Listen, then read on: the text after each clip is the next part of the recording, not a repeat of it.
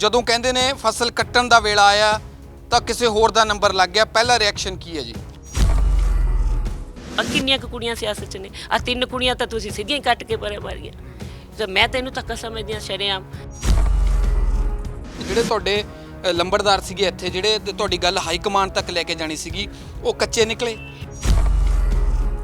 ਸਾਨੂੰ ਬੜੀ ਉਮੀਦ ਸੀ ਕਿ ਦੱਸਣਗੇ। ਕਿਉਂ ਮੈਨੂੰ ਵਜ੍ਹਾ ਦੱਸਣ, ਇੱਕ ਵੀ ਵਜ੍ਹਾ ਦੱਸਣ ਕਿ ਤੁਸੀਂ ਇਸ ਧੀ ਨਾਲ ਧੱਕਾ ਕਿਉਂ ਕੀਤਾ। ਪਰ ਤੁਹਾਡੀ ਪਾਰਟੀ ਕਹਿੰਦੀ ਹੈ ਕਿ ਜਿਨ੍ਹਾਂ ਦੀ ਅਸੀਂ ਟਿਕਟਾਂ ਕੱਟੀਆਂ ਉਹਨਾਂ ਦੀ ਉਹ ਜਿੱਤਣ ਵਾਲੇ ਨਹੀਂ ਸੀਗੇ, ਅਸੀਂ ਸਰਵੇ ਕਰਾਉਂਦੇ ਆ, ਵਿਨੇਬਿਲਿਟੀ ਚੈੱਕ ਕਰਦੇ ਆ। ਇੱਦਾਂ ਹੀ ਕਿਹਾ ਜਾਂਦਾ ਹੈ, ਇੱਦਾਂ ਹੀ ਕਿਹਾ ਜਾਂਦਾ ਹੈ, ਕਿਉਂਕਿ ਪਾਰਟੀ ਨੇ ਆਪਣੀ ਉੱਪਰ ਰਣਨੀਤੀ ਦੇਖੀ ਹੈ। ਵਿਕਰਮ ਬਾਜਵਾ ਹਲਕੇ 'ਚ ਵਿਚਰੇ ਨੇ, 10 ਸਾਲ ਪਹਿਲਾਂ ਇਲੈਕਸ਼ਨ ਲੜੇ ਸੀਗੇ। 10 ਸਾਲ ਪਹਿਲਾਂ ਲੜੇ। ਆ ਥੋੜ੍ਹੀਆਂ ਜਿਹੀਆਂ ਫੋਟੋਆਂ ਦੀਆਂ ਲਾ ਲੀਆਂ 2-3 ਮਹੀਨੇ, ਤੇ ਬਸ ਆਪਣੀ ਜਿਹੜੀ ਮੈਡਮ ਦਾ ਫਾਇਦਾ ਲਿਆ।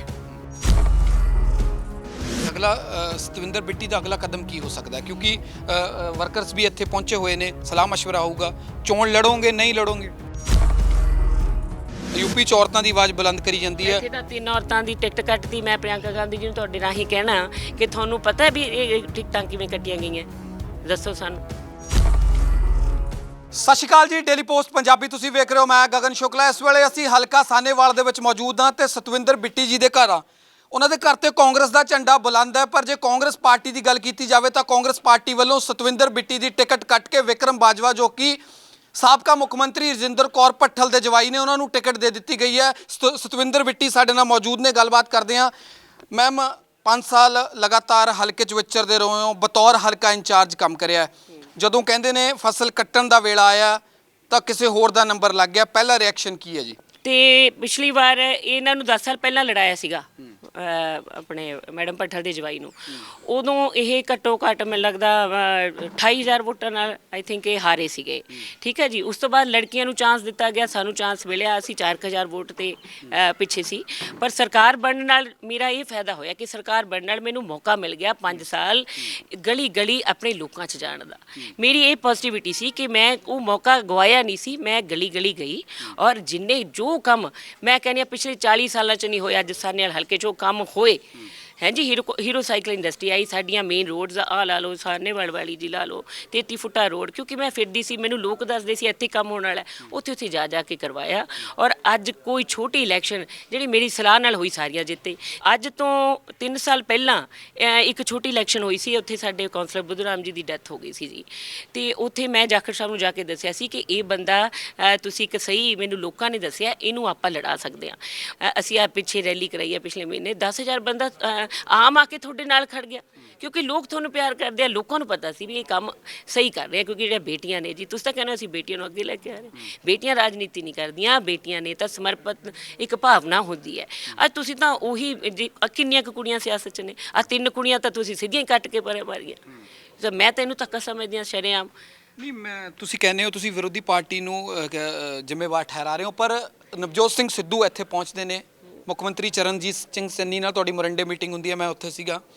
ਲੱਗਦਾ ਕਿ ਤੁਹਾਡੇ ਜਿਹੜੇ ਉਮੀਦ ਸੀ, ਮੈਂ 1 ਮਿੰਟ ਕੰਪਲੀਟ ਕਰ ਦੇਵਾਂ, ਜਿਹੜੇ ਲੱਗਦਾ ਕਿ ਜਿਹੜੇ ਤੁਹਾਡੇ ਲੰਬੜਦਾਰ ਸੀਗੇ ਇੱਥੇ, ਜਿਹੜੇ ਤੁਹਾਡੀ ਗੱਲ ਹਾਈ ਕਮਾਂਡ ਤੱਕ ਲੈ ਕੇ ਜਾਣੀ ਸੀਗੀ, ਉਹ ਕੱਚੇ ਨਿਕਲੇ।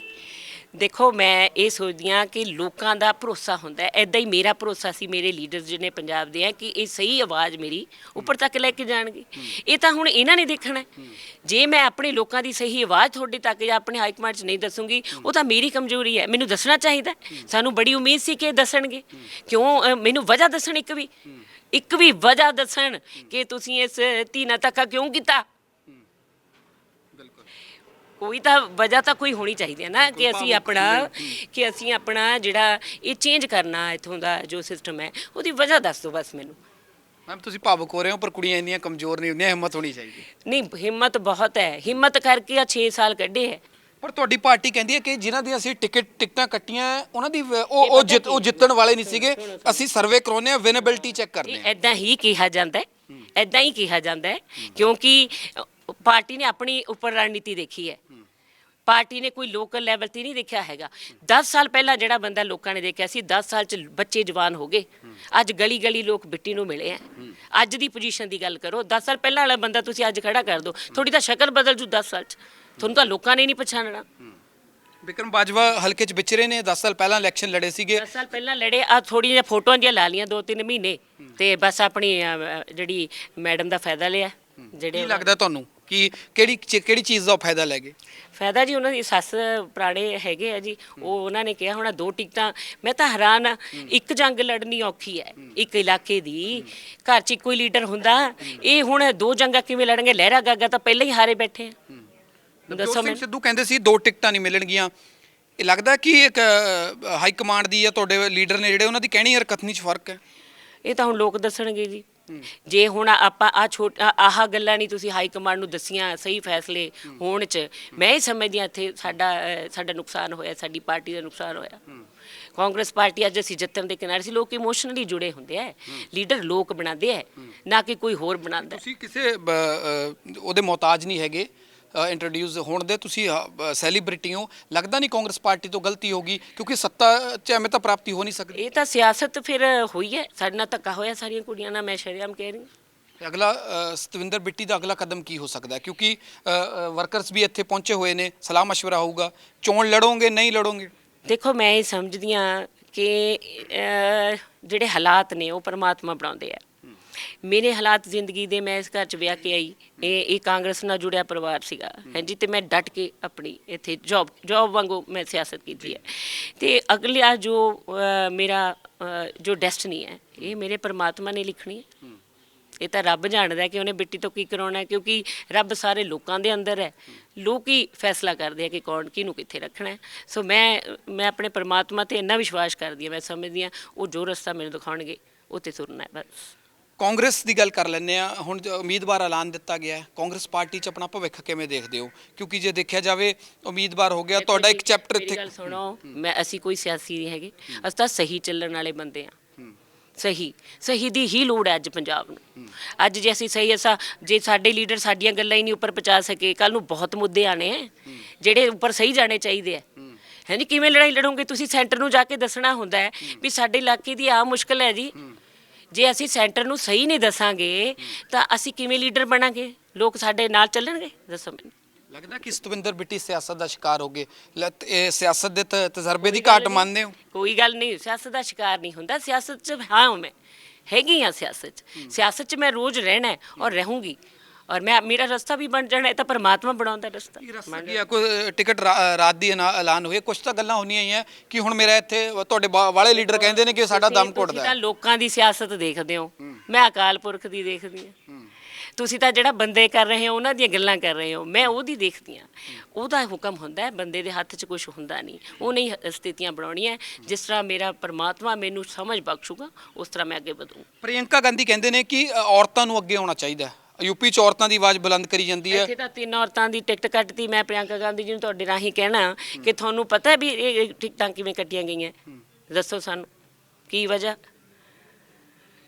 ਦਿਓ ਪੰਜਾਬ ਨੂੰ। ਮੈਂ ਧੀ ਪੰਜਾਬ ਦੀ ਇੱਥੇ ਸਲੋਗਨ ਦਿੱਤਾ ਔਰ ਅੱਜ ਅਸੀਂ ਜਵਾਬ ਮੰਗਦੇ ਹਾਂ। ਮੈਂ ਬਿਲਕੁਲ ਸਾਡੀ ਸਹਾਨੂਭੂਤੀ ਤੁਹਾਡੇ ਨਾਲ ਆ, ਪਰ ਮੈਂ ਇੱਕ ਚੀਜ਼ ਕਹਿਣਾ ਚਾਹੁੰਦਾ ਕਿ ਸਿਆਸਤ ਦੇ ਵਿੱਚ ਔਰਤਾਂ ਦਾ, ਲੜਕੀਆਂ ਦਾ ਭਵਿੱਖ ਕਿੰਨਾ ਕੁ ਸੁਰੱਖਿਅਤ ਹੈ? ਕਿਉਂਕਿ ਜੇ ਕਰੀਏ ਪਿੰਡਾਂ ਦੀ ਗੱਲ ਕਰ ਲੈਂਦੇ ਆ, ਔਰਤਾਂ ਸਰਪੰਚ ਔਰਤ ਹੁੰਦੀ ਆ, ਘਰ ਵਾਲਾ ਸਰਪੰਚੀ ਕਰਦਾ ਹੈ। ਲੱਗਦਾ ਕਿ ਕੁੜੀਆਂ ਵੈਸੇ ਹੀ ਬਹੁਤ ਘੱਟ ਆਉਂਦੀਆਂ ਸਿਆਸਤ 'ਚ, ਕਿਉਂਕਿ ਇਹੀ ਆ। ਮੈਂ 6 ਸਾਲ ਦਾ ਮੈਨੂੰ ਪਤਾ ਹੈ ਕਿ ਇੱਥੇ ਕਿੰਨਾ ਅਸੀਂ ਸਟਰਗਲ ਕੀਤਾ, ਪਰ ਸਾਨੂੰ ਹੁਣ ਸਟਰੋਂਗ ਕਰਨਾ ਚਾਹੀਦਾ ਸੀ, ਪਾਰਟੀ ਨੂੰ ਕਰਨਾ ਚਾਹੀਦਾ ਸੀ। ਇਹ ਪਾਰਟੀ ਦੀ ਜੇ ਸਾਨੂੰ ਤਾਕਤ ਮਿਲਦੀ ਤਾਂ ਹੀ ਅਸੀਂ ਆਪਣੀ ਬੱਚਿਆਂ ਨੂੰ ਸਟਰੋਂਗ ਕਰ ਪਾਵਾਂਗੇ, ਤਾਂ ਹੀ ਤਾਂ ਬੱਚਿਆਂ ਦੀ ਹੈਲਪ ਕਰ ਸਕਾਂਗੇ। ਮੈਂ ਤਾਂ ਕਹਿੰਦੀ ਸੀ ਕਿ ਧੀਆਂ ਦੇ ਹੱਥ ਡੋਰ ਦਿਓ। ਤੁਸੀਂ ਕਿਉਂ ਇਸ ਤਰ੍ਹਾਂ ਦਾ? ਮੈਂ ਤਾਂ ਪੂਰਾ ਵਿਸ਼ਵਾਸ ਸੀ ਆਪਣੀ ਪਾਰਟੀ ਕਿ ਸਹੀ ਕਰ ਰਹੇ ਆ ਸਾਰਾ ਕੁਝ। ਹੁਣ ਵਿਕਰਮ ਬਾਜਵਾ ਨਾਲ ਚੱਲੋਗੇ ਜਾਂ ਨਹੀਂ ਚੱਲੋਗੇ? ਇਹ ਕੀ ਸਵਾਲ ਹੈ? ਕਹਿੰਦੇ ਵੀ ਪਾਰਟੀ ਮਾਂ ਹੁੰਦੀ ਹੈ। ਮੈਂ ਅਕਾਲ ਪੁਰਖ ਨਾਲ ਚੱਲਦੀ ਹਾਂ ਜੀ, ਮੈਂ ਸੱਚਾਈ ਤੇ ਚੱਲਦੀ ਹਾਂ, ਆਪਣੇ ਦਿਲ ਨਾਲ ਚੱਲਦੀ ਹਾਂ। ਅਕਾਲ ਪੁਰਖ ਜੋ ਰਸਤਾ ਦਿਖਾਏਗਾ ਉਹਦੇ ਨਾਲ ਚੱਲੋ। 4 ਟਾਈਮ MLA ਅਮਰੀਕ ਸਿੰਘ ਢਿੱਲੋਂ ਨੇ ਜਿਹੜੇ ਸਮਰਾਲਾ ਤੋਂ, ਉਹਨਾਂ ਦੀ ਟਿਕਟ ਵੀ ਕੱਟਤੀ। ਉਹਨਾਂ ਨੇ ਅੱਜ ਰਾਹੁਲ ਗਾਂਧੀ, ਸੋਨੀਆ ਨੂੰ ਚਿੱਠੀ ਲਿਖੀ ਆ ਕਿ ਮੈਨੂੰ ਅੱਜ ਦੱਸੋ, ਨਹੀਂ ਕੱਲ੍ਹ ਨੂੰ ਵਰਕਰਾਂ ਨਾਲ ਸਲਾਹ ਕਰਕੇ ਅੱਗਾ ਐਲਾਨ ਕਰਿਆ ਜਾਊਗਾ, ਮੈਂ ਚੋਣ ਜ਼ਰੂਰ ਲੜਨੀ ਹੈ। ਉਹੀ ਗੱਲ ਹੈ ਜੀ, ਜਿਹੜਾ ਹਰ ਇੱਕ ਨੇ ਆਪਣੇ ਹਿਸਾਬ ਨਾਲ ਆਪਣੇ ਫੈਸਲੇ ਲੈਣੇ। ਠੀਕ ਹੈ ਜੀ, ਇਹ ਤਾਂ ਹੈ ਨਹੀਂ ਵੀ ਕੋਈ ਬੰਦਾ ਮੈਂ ਹੁਣ ਤੁਹਾਨੂੰ ਕਹਿੰਦਾ ਬਈ ਤੂੰ ਸਾਹ ਨਹੀਂ ਲੈਣਾ, ਬਈ ਤੂੰ ਸਾਹ ਲੈਣਾ ਬੰਦ ਕਰ ਦੂੰਗੀ, ਨਹੀਂ ਕਰਦਾ ਕੋਈ ਬੰਦਾ। ਸਾਹ ਪਰਮਾਤਮਾ ਦਿੰਦਾ। ਮੇਰਾ ਲਾਸਟ ਸਵਾਲ ਹੈ ਬਿੱਟੀ ਜੀ, ਸਾਰੇ ਜਿਹੜੇ ਜਿੰਨੇ ਵੀ ਹੁਣ ਜਿਨ੍ਹਾਂ ਨੂੰ ਟਿਕਟਾਂ ਨਹੀਂ ਮਿਲੀਆਂ ਕਾਂਗਰਸ ਦੇ, 4 ਪਾਰਟੀਆਂ ਦੇ ਫੋਨ ਆਉਂਦੇ ਆ, ਤੁਹਾਨੂੰ ਕਿਹਦਾ ਫੋਨ ਆਇਆ? ਦੇਖੋ ਹਲੇ ਮੈਂ ਉਹੀ ਤੁਹਾਨੂੰ ਕਹਿ ਰਹੀ ਹਾਂ, ਮੈਂ ਆਪਣੇ ਮਨ ਨਾਲ ਮੇਰੇ ਅੰਦਰ ਮੈਂ ਸਮਝਦੀ ਹਾਂ ਪਰਮਾਤਮਾ ਦੀ ਇੱਕ ਸਮਝ ਬਖਸ਼ੇ ਸਾਨੂੰ। ਗੱਲ ਤਾਂ ਦੇਖੋ ਆਪਣੇ ਇਲਾਕੇ ਦੇ ਲੋਕਾਂ ਲਈ ਕੁਝ ਕਰਨ ਦੀ ਹੁੰਦੀ ਹੈ, ਉਹ ਜੇ ਕਰਨਾ ਹੈ ਤਾਂ ਸਹੀ ਫੈਸਲਾ ਜੋ ਪਰਮਾਤਮਾ ਦਾ ਟਿਕਟ ਮਾਇਨੇ ਨਹੀਂ ਰੱਖਦੀ। ਦੇਖੋ ਮੈਂ ਕਹਿੰਦੀ ਲੀਡਰ ਕੋਈ ਧੱਕੇ ਨਾਲ ਥੋੜੀ ਬਣਦੇ ਆ ਲੀਡਰ। ਮੈਂ ਮੇਰੀ ਗੱਲ ਸੁਣੋ, ਮੈਂ ਕਿਸੇ ਨਾਲ ਫੋਟੋ ਕਰਾ ਲਾਂ ਮੈਂ ਲੀਡਰ ਬਣ ਜੂੰਗੀ? ਲੀਡਰ ਲੋਕ ਬਣਾਉਂਦੇ ਆ, ਲੀਡਰ ਤੁਹਾਡੇ ਫੈਸਲੇ ਬਣਾਉਂਦੇ ਆ। ਕੱਲ ਨੂੰ ਕੋਈ ਹੋ ਸਕਦਾ ਮੇਰੀ ਕਿਸਮਤ 'ਚ ਜੇ ਕੋਈ ਬਹੁਤ ਵੱਡਾ ਕੁਝ ਕਰਨਾ ਲਿਖਿਆ ਹੋਇਆ, ਹਾਲਾਤ ਬਣ ਜਾਣਗੇ। ਬਹੁਤ ਮਿਹਰਬਾਨੀ ਗੱਲਬਾਤ ਦੇ ਲਈ। ਸਤਵਿੰਦਰ ਬਿੱਟੀ ਇਹਨਾਂ ਦਾ ਕਹਿਣਾ ਹੈ ਕਿ ਜੇ ਗੱਲ ਕੀਤੀ ਜਾਵੇ ਤਾਂ ਸਿਆਸਤ ਦਾ ਸ਼ਿਕਾਰ ਹੋਏ ਆ, ਸਿਆਸਤ 'ਚ ਰਹਾਂਗੇ, ਲੋਕਾਂ ਦੀ ਸੇਵਾ ਕਰਾਂਗੇ। ਔਰ ਸਭ ਤੋਂ ਵੱਡੀ ਗੱਲ ਕਹੀ ਹੈ ਕਿ ਵਿਕਰਮ ਬਾਜਵਾ ਸਿਰਫ ਮੈਡਮ ਰਜਿੰਦਰ ਕੌਰ ਭੱਠਲ ਦੇ ਜਵਾਈ ਨੇ, ਇਹਨਾਂ ਤੋਂ ਇਲਾਵਾ ਉਹਨਾਂ ਦੀ ਕੋਈ ਕ੍ਰੈਡੀਬਿਲਿਟੀ ਨਹੀਂ ਹੈਗੀ। ਸੋ ਕਾਂਗਰਸ ਪਾਰਟੀ ਨੇ ਔਰਤਾਂ ਨਾਲ, ਲੜਕੀਆਂ ਨਾਲ ਧੱਕਾ ਕੀਤਾ ਹੈ। ਪ੍ਰਿਯੰਕਾ ਗਾਂਧੀ ਨੂੰ ਮੀਡੀਆ ਦੇ ਰਾਹੀਂ ਸਵਾਲ ਪੁੱਛਿਆ ਕਿ ਔਰਤਾਂ ਦੀ ਆਵਾਜ਼ ਬੁਲੰਦ ਕਰਨ ਦੀ ਗੱਲ ਆਖੀ ਗਈ ਸੀ, ਪਰ ਉਹ ਜ਼ਮੀਨੀ ਹਕੀਕਤ ਨਹੀਂ ਹੋ ਸਕੀ। ਕੈਮਰਾਮੈਨ ਰੋਸ਼ਨ ਦੇ ਨਾਲ ਗਗਨ ਸ਼ੁਕਲਾ, ਡੇਲੀ ਪੋਸਟ ਪੰਜਾਬੀ।